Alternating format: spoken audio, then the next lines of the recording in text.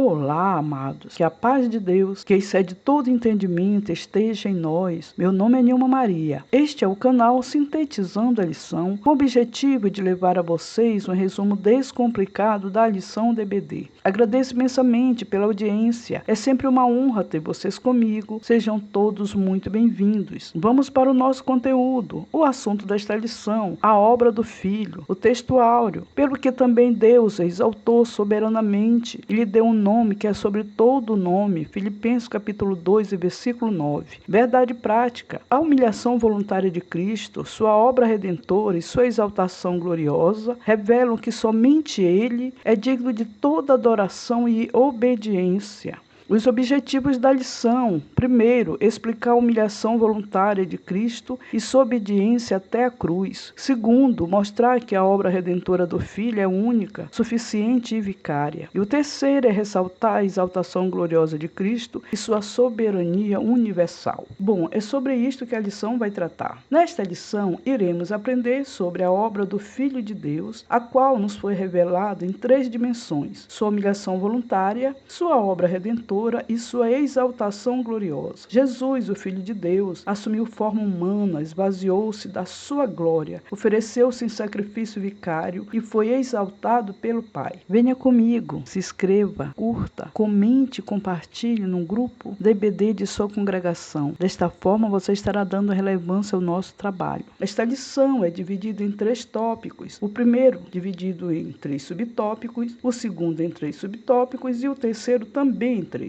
O primeiro tópico, com o tema a humilhação voluntária do Filho, e como primeiro subtópico, a submissão de Cristo. Aqui o nosso comentarista vem explicar que Paulo exorta a igreja de Filipos a viver em unidade e humildade. Filipenses capítulo 12, versículo 1 a 4. Fundamentando esse apelo na pessoa de Cristo, Filipenses capítulo 2, verso 5, quando ele afirma que devemos ter o mesmo sentimento, do grego phronel, que houve em Cristo, refere-se a uma disposição interior, ou seja, um modo de pensar conforme de Cristo, moldado pela humildade, amor e obediência. Ter a mente de Cristo significa adotar uma postura de renúncia ao egoísmo e viver em função do próximo e da glória de Deus, conforme Romanos capítulo 12, verso 2. Não se trata apenas de professar fé, mas de refletir o caráter de Cristo nas atitudes diárias. João capítulo 13, verso 15. A submissão de Jesus ao Pai torna-se assim um modelo ético e espiritual para a vida cristã. O discípulo é chamado não somente a crer em Cristo, mas a imitá-lo em seu modo de pensar e agir. Mateus capítulo 11, verso 29. No segundo subtópico, o esvaziamento de sua glória, aqui Paulo apresenta o profundo mistério da encarnação ao afirmar que Cristo, sendo em forma de Deus, não considerou sua igualdade com Deus. Filipenses capítulo 2, verso 6. Algo que deveria pegar-se. Jesus não deixou de ser Deus, mas voluntariamente abriu mão da manifestação plena de sua glória. João capítulo 1 e verso 1. Diferentemente de Adão, que desejou ser como Deus, Cristo sendo Deus, Gênesis 3 e 5, humilhou-se para servir. Ele assumiu a forma de servo e a natureza humana, Filipenses capítulo 12, verso 7, parte A. Esse esvaziamento foi voluntário, do grego kenosis, identificando-se plenamente com a condição humana, exceto no pecado, Filipenses capítulo 12, verso 7b e Hebreus capítulo 4, verso 15. Seu esvaziamento não foi perda de divindade, mas expressão máxima de amor e serviço. Ele trocou a glória celestial pela simplicidade da vida humana, revelando o caráter sacrificial do próprio Deus. João capítulo 17, verso 5. O terceiro subtópico, obediência sacrificial até a cruz. A humilhação de Cristo atinge seu ápice na cruz. Sua obediência foi completa da encarnação ao Calvário. Ele não apenas se fez homem, mas aceitou a morte e morte de cruz. Filipenses capítulo 2 e verso 8. A forma mais vergonhosa e dolorosa de execução na época. Hebreus capítulo 12, verso 2. Enquanto o primeiro Adão desobedeceu e trouxe condenação pelo pecado, Cristo, segundo Adão, obedeceu perfeitamente morte e trouxe justificação. Romanos capítulo 5, verso 19. Sua morte não foi derrota, mas cumprimento do propósito redentor do Pai. João capítulo 6, verso 38. A salvação da humanidade está fundamentada nessa obediência plena e não em qualquer mérito humano. Efésios capítulo 2, verso 8 a 9. Teologicamente, aprendemos que a cruz é o ponto máximo da revelação do amor e da justiça de Deus. O segundo tópico, com o tema a obra redentora do Filho, e o primeiro subtópico, a ineficácia do sacerdócio levítico, aqui o nosso comentarista vem nos mostrar a diferença entre o sacrifício levítico e o sacrifício de Cristo. O sistema sacerdotal da antiga aliança, especialmente no dia da expiação, Yom Kippur, revelava tanto a seriedade do pecado quanto a limitação dos sacrifícios de animais. O sumo sacerdote entrava no Santo dos Santos uma vez por ano, oferecendo sangue alheio por seus próprios pecados e pelos pecados do povo. Levítico capítulo 16, verso 11 a 15. Contudo, esses sacrifícios eram repetitivos, evidenciando sua incapacidade de remover definitivamente o pecado. Hebreus capítulo 9, verso 25. Teologicamente, o sacerdócio levítico era tipológico, uma sombra da realidade futura em Cristo. Hebreus capítulo 8, verso 5. O santuário terreno apontava para o verdadeiro santuário celestial. Jesus é o cumprimento dessa figura. Ele não entrou em um templo feito por mãos humanas, mas no próprio céu, apresentando não sangue de animais, mas o seu próprio sangue. Hebreus capítulo 8, verso 1 a 2. Diferentemente dos sacerdotes terrenos, que eram temporários e imperfeitos, Cristo possui um sacerdócio eterno e imutável. Hebreus capítulo 2, verso 17. Sua obra não é provisória, mas garante redenção eterna. Hebreus capítulo 9, verso 12. O que era sombra na antiga aliança tornou-se realidade plena na nova. No segundo subtópico, o sacrifício único e suficiente, o sistema levítico exigia sacrifícios contínuos porque era incapaz de aperfeiçoar a consciência do adorador. Hebreus capítulo 9, verso 25. Esses rituais eram pedagógicos, apontando para a necessidade de um sacrifício perfeito. Cristo, porém, ofereceu-se uma vez, do grego apax, indicando a natureza definitiva e irrepetível de sua morte. Hebreus capítulo 9, verso 28, parte A. Seu sacrifício foi completo, eficaz e eterno. Hebreus capítulo 10, verso 10. Na cruz, ao declarar está consumado, Jesus afirmou que a obra redentora estava plenamente realizada. João capítulo 19, verso 30. O rasgado véu do templo simbolizava o fim da separação entre Deus e o homem. Mateus capítulo 27, verso 51. O acesso à presença divina foi aberto não por rituais ou méritos humanos, mas pela graça mediante a fé. Do ponto de vista soteriológico, isso significa que não há complementação possível à obra de Cristo. Ela é perfeita. Não há outro mediador, outro sacrifício ou outro nome pelo qual importa que sejamos salvos. O Calvário é suficiente. No terceiro subtópico, a substituição vicária. A doutrina da substituição vicária é central na compreensão da cruz. O termo vicária vem do latim vicarius, indica que Cristo morreu em nosso lugar. A justiça divina exige que o pecado seja punido. Romanos capítulo 3, verso 26. Deus não ignora o mal. Contudo, em seu amor, providenciou um substituto. Na cruz, Cristo assumiu a penalidade que cabia à humanidade pecadora. Romanos capítulo 8, verso 32. Ele foi tratado como pecador para que os pecadores fossem tratados como justos. Aqui se harmonizam perfeitamente a justiça e a graça de Deus. O pecado é punido, mas o pecador é salvo. Os sacrifícios do Antigo Testamento apenas prefiguravam essa realidade. Hebreus capítulo 10, verso 4. Em Cristo, Cordeiro de Deus, a substituição é definitiva. Ele não apenas cobre o pecado, mas remove. Hebreus capítulo 9, verso 26, parte B. A implicação prática é profunda. Se ele morreu em nosso lugar, nossa resposta deve ser uma vida de gratidão, consagração e adoração. Não vivemos mais para nós mesmos, mas para aquele que por nós morreu e ressuscitou. 2 Coríntios, capítulo 5, verso 15. O terceiro tópico, com o tema a exaltação gloriosa do Filho, e o primeiro subtópico, recebido à destra do Pai. A exaltação de Cristo é a resposta divina à sua humilhação voluntária. Filipenses capítulo 2, verso 8. Aquele que desceu às profundezas da condição humana foi elevado à mais alta posição de honra. Filipenses capítulo 12, verso 9, parte A. O verbo grego hiperipizonze indica uma exaltação suprema acima de toda medida e comparação. Assentar-se à destra do Pai é linguagem que expressa autoridade absoluta, dignidade real e soberania universal. Hebreus capítulo 1, verso 3. Diferente dos sacerdotes levíticos, que permaneceu de pé, pois seu trabalho nunca terminava. Cristo assentou-se, indicando que a sua obra redentora foi completa e aceita pelo Pai. Teologicamente, essa entronização confirma três verdades: a vitória definitiva sobre o pecado e a morte, a eficácia eterna de sua obra redentora e seu ministério atual de intercessão. Cristo reina agora, Apocalipse capítulo 19, verso 16. Ele governa a história, sustenta a igreja, intercede continuamente pelos seus. Romanos capítulo 8, verso 34. Sua exaltação é garantia do nosso acesso ao Pai e da segurança da nossa salvação. O segundo subtópico, um nome acima de todo nome. Biblicamente, o nome representa identidade, caráter e autoridade. Ao declarar que Deus lhe deu um nome acima de todo nome, Filipenses capítulo 12, verso 9, parte B, a Escritura afirma que Cristo possui autoridade suprema sobre toda a criação, visível e invisível, presente e futura. Efésios capítulo 1, versículo 21, parte A. Essa supremacia abrange autoridades humanas, potestades espirituais, forças do bem e do mal, todo poder nesta era e na vindoura. Efésios capítulo 1, verso 21, parte B.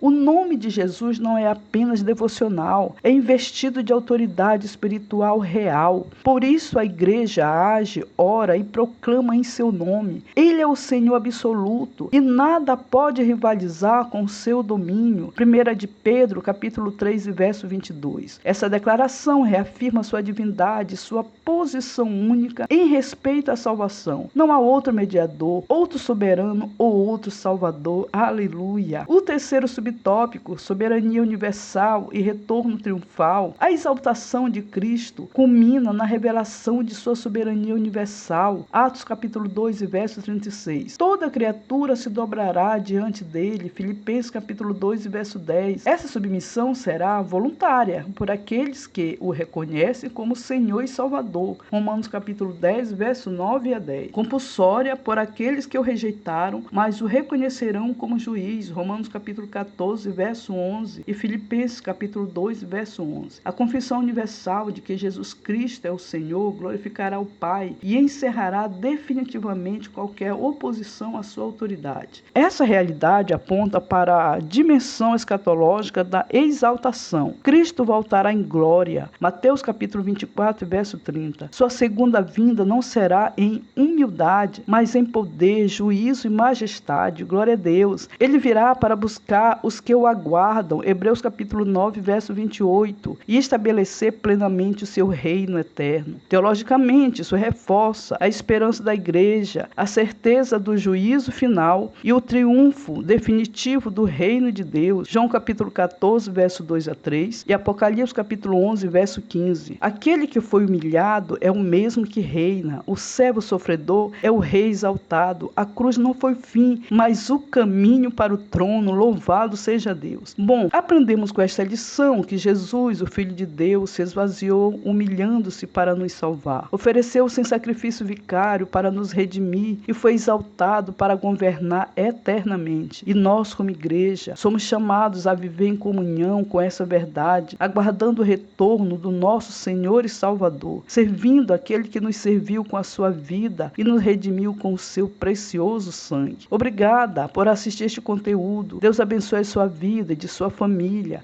Não esqueça de deixar o seu comentário, ele é muito importante. Até o próximo sábado, se Deus assim o permitir.